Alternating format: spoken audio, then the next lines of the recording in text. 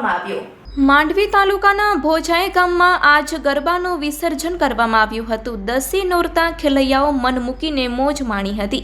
આજે છેલ્લો દિવસ જય ભવાની જય અંબે આશયમાના નારા સાથે ગરબાનું ગામના તળાવમાં વિસર્જન કરવામાં આવ્યું હતું। પૂજા વિધિ જહેશભાઈ જોશી દ્વારા કરવામાં આવ્યું હતું। ગરબાનું વિસર્જન સાથે વરસાદ ઝરમર ચાલુ થયો હતો।